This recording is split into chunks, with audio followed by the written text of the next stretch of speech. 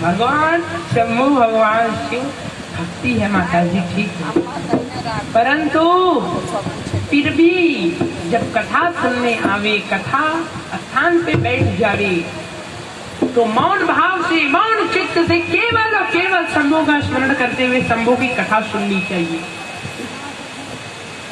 क्यों कहा कि कथा स्थल में, कथा के समय मेरे चित्त में केवल और केवल शंभु के लिए स्थान होना चाहिए, अन्य किसी के लिए नहीं। कथा के बाद सबकी बहू के लिए मन में स्थान रखो, खूब स्थान रखो, लेकिन कथा के समय किसी की बहू के प्रति स्थान मत रखो।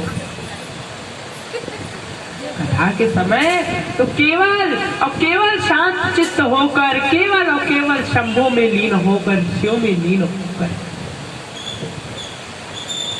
शंभु की कथा सुनो। वे कैलाशाधिपति वे भगवान शंभु। शतरुद्र संहिता के अंतर्गत कल हम सभी लोगों ने नंदिकेश्वर के अवतार की कथा सुनी। आज वे कैलाशाधिपति ब्रह्मा के कारण अर्धनारीश्वर अवतार ले रहे हैं। जब ब्रह्मा ने सृष्टि करने की इच्छा की, तब ब्रह्मा ने पुरुषों को तो उत्पन्न कर दिया, परंतु स्त्रियों से तो, पुरुषों से तो जगत नहीं चलेगा। कहा कोई शक्ति होनी चाहिए। तब किया भगवान शंकर का, और तब किया भगवान शिव प्रकट हुए, प्रसन्न हुए, कहा वर मांगो। कहा प्रभु ऐसी शक्ति दो कि सृष्टि कर पाऊं, स्त्री की सृष्टि कर पाऊं। और भगवान शंभु, भगवान शिव, उन भगवान कैलाशाधिपति ने ब्रह्मा को वर दिया और देवी सती का दर्शन भी करा दिया। कहा यही मेरी पत्नी है, यही अंश रूप से तुम्हें शक्ति प्रदान करेगी। वीर शिव जिनके एक एक रोम में 3.5 करोड़ ब्रह्मांड, एक रोम में 3.5 करोड़ ब्रह्मांड है, वो शिव, वे शंभु, वे भगवान, वे प्रभु, वे देवादिदेव महादेव। सती का दर्शन किया ब्रह्मा ने, मां प्रसन्न हुई। मां ने कहा वर मांगो। कहा माता आप अपनी स्वेच्छा से जो वर दे दे। कहा जाओ, आज तुम्हें शक्ति देती हूं कि तुम स्त्रियों की भी सृष्टि करोगे। उसी समय ब्रह्मा के मन में संदेह आता है, क्या ये देवी स्त्री है? क्या यह शक्ति है? क्या ये उन शिव से श्रेष्ठ है? क्या ये देवी पुरुष है? क्या ये नपुंसक है? उसी समय माता भगवान शिव के अर्धांग में समा गई और भगवान शिव ने अर्धनारीश्वर को धारण किया।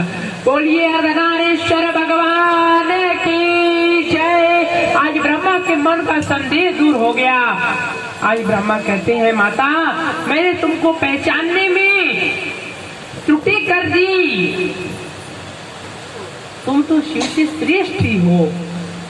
कहा शिव से श्रेष्ठ क्यों? कहा तो शिव को स्पर्श करने में भी हमें भय दिखाई पड़ता है कि शिव को स्पर्श कर देंगे तो शिव क्रोधित हो जाएंगे।